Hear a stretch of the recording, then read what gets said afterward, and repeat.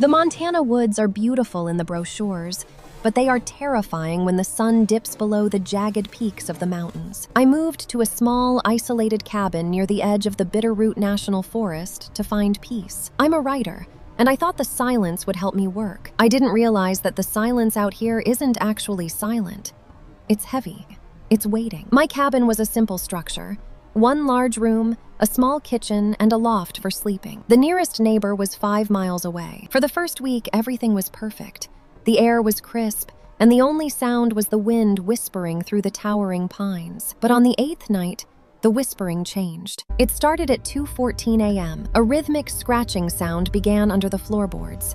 Scritch, scritch, scritch. It wasn't the sound of a mouse. It sounded like something with thick, heavy nails trying to find a grip on the wood. I sat up in my loft, heart hammering against my ribs. I told myself it was a badger or maybe a stray dog. The next morning, I pulled back the old, dusty rug in the center of the room. To my surprise, I found a wooden hatch I hadn't noticed before. It was flush with the floor, secured by a heavy iron bolt that looked like it had been hammered shut decades ago. The wood around the bolt was scarred, covered in deep grooves. As I ran my fingers over them, a chill went down my spine. The scratches weren't on the top of the hatch. They were coming from the inside. I should have walked away. I should have packed my bags and driven back to the city. But curiosity is a dangerous thing in the woods. I spent the day searching for a tool. I found a heavy crowbar in the shed. By the time I got back inside, the sun was setting, painting the forest in shades of blood orange and bruised purple. The scratching started again, louder this time. It sounded desperate. "Is someone down there?" I called out, my voice trembling. The scratching stopped instantly. The silence that followed was suffocating. Then, a voice drifted up through the cracks. It was a soft, melodic hum. A woman's voice, singing a lullaby I didn't recognize. "Help me," she whispered. "It's so cold in the dark." My fear was replaced by a surge of adrenaline. Someone was trapped. I jammed the crowbar under the iron bolt and pushed with all my might. The rusted metal groaned and snapped.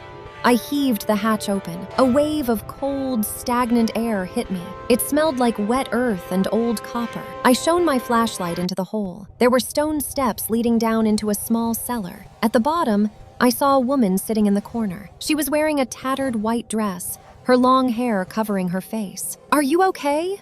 I asked, stepping onto the first stair. She didn't look up. "He kept me here to keep the forest away," she said, her voice sounding like dry leaves.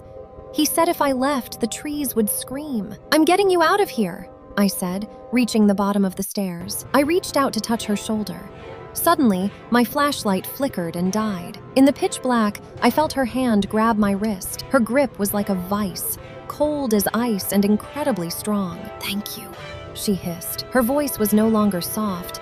It sounded distorted, like two voices speaking at once. The hunger was getting unbearable. I scrambled backward, fumbling with my flashlight.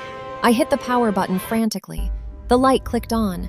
The woman was gone. In her place stood something that was not human. It was tall, impossibly thin, with skin the color of a dead birch tree. Its arms were too long, ending in the same thick, heavy nails I had heard scratching the wood. It had no eyes, only empty sockets that seemed to swallow the light of my flash. But the most terrifying part was its mouth. It had the woman's face sewn onto its head like a mask, her lips frozen in a silent scream. I bolted up the stairs, my lungs screaming for air. I reached the hatch and tried to slam it shut, but a gray, clawed hand shot through the opening, blocking the door.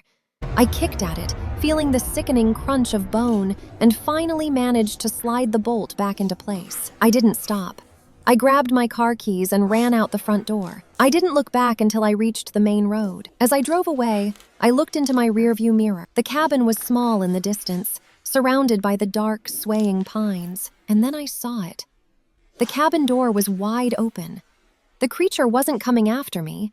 It was standing on the porch, waving, but it wasn't waving with its own hand. It was holding a small, bloody object, my cell phone, which I had left on the kitchen table. I reached for my pocket, sweating. My phone was gone. That night, I stayed in a brightly lit motel 3 towns away. I couldn't sleep. Around 3 a.m., my laptop, which was sitting on the desk, suddenly turned on. A notification popped up. An email from my own account. I opened it. There was no text, only an audio file. I clicked play. It was the sound of the wind. And then, a voice, my own voice, perfectly mimicked. "The silence out here isn't actually silent," my voice said from the speakers. "It's waiting." Then, the sound of the heavy iron bolt sliding open. I looked at the motel room door. Under the door, in the gap between the carpet and the wood, I saw a long, pale, birch-colored finger slowly slide inside. The scratching started again. Scritch, scritch, scritch.